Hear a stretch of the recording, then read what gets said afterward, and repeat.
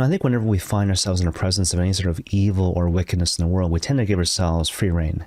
We tend to give ourselves complete permission to do whatever we want in response, like yell, scream, belittle, even shame the other person that we perceive to be guilty of the wrongdoing which has been committed.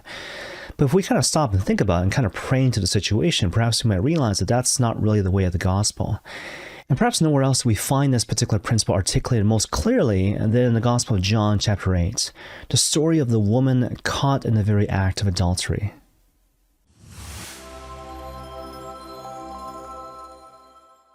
Now, maybe it's just me, but I find it really interesting that at the very outset of today's gospel, what we find at the very outset is that the woman in question is described as having been caught in the very act of adultery. And even though a lot of people would suggest that this particular detail is significant, only insofar as it seems to suggest that the scribes and the Pharisees were guilty of a sort of entrapment, if you will, I think there's something deeper going on here.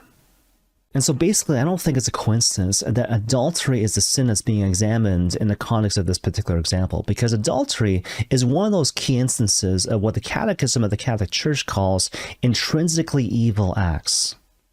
And so the whole idea here is that when it comes to sinful behavior, sometimes you can reduce a sense of culpability depending on the person's intention or depending on the circumstance. So maybe the person didn't really mean to do the thing, or maybe there were circumstances which kind of forced this person's hand. But you see, what's interesting is that when it comes to intrinsically evil acts, intention doesn't matter, and circumstance doesn't matter, because these things are held to be evil by virtue of the object which is chosen. And so, for example, whether we're talking about blasphemy, perjury, murder, or adultery, these things are evil, intrinsically evil, again, regardless of intention and regardless of circumstance. But you see, the fact that the sin of adultery is used in the context of this gospel really helps to drive the point home, right? Because in a certain sense, what the Lord is saying is that even when it comes to intrinsically evil acts, even in these moments, you still must be kind, you still must be merciful, you still must apply an intentionally pastoral approach. But you see, hold that thought now and think back to the scribes and the Pharisees and ask yourselves this really important question. How now, in contrast, do the scribes and the Pharisees treat this woman who, again, has been caught in the very act of adultery? Well, first of all, they make her stand in the middle of the temple, thereby exposing her to shame and ridicule. But on top of that, they threaten to stone her.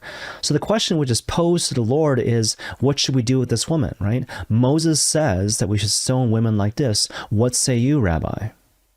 And of course, what's being revealed in this particular question is a certain murderous intent, directed towards the woman for sure, but also, funny enough, directed toward Christ himself.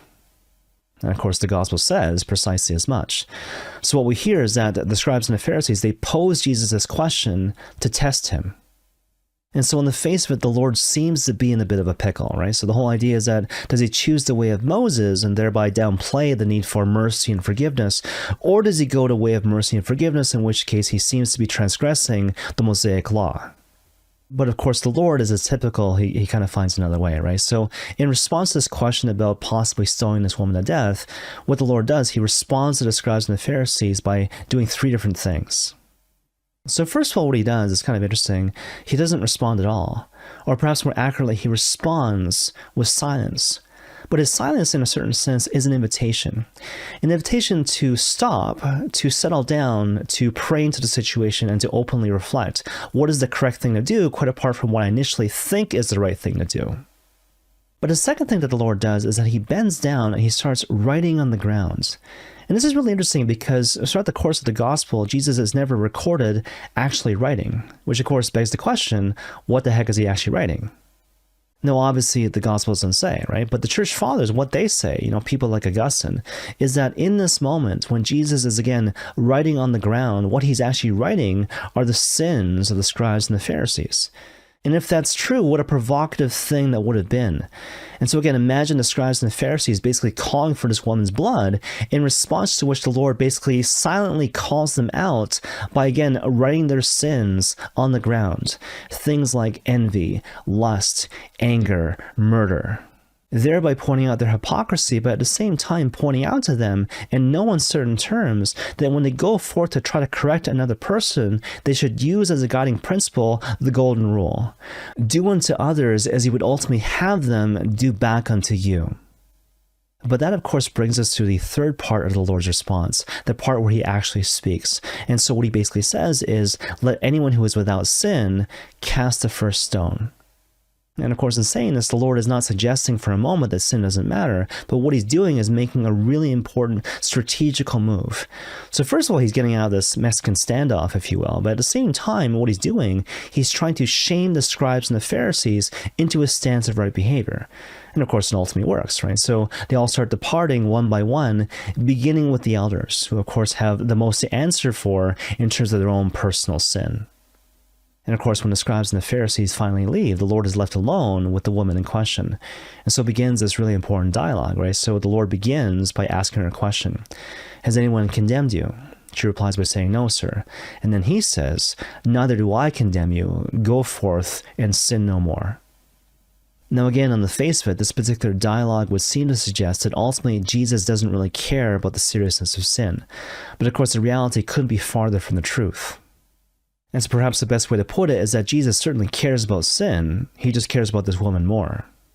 And so what the Lord is ultimately trying to tease out of this woman is not so much external compliance or behavior management. What he's ultimately looking for is authentic conversion of hearts. Because, think of it like this. If the Lord had ended this final dialogue by being harsh, by being cruel, by issuing threats of his own, maybe the woman would go forth trying to avoid adultery in the future, but her motivation would be fear as opposed to love. Whereas in contrast, because the Lord is kind and merciful, precisely in this moment where the woman basically deserves all sorts of punishment and reprisal, she now goes forth and avoids adultery, so she avoids sinful behavior, not because of fear, but because of gratitude. Gratitude and love towards the one who has loved her first. And may God bless you all.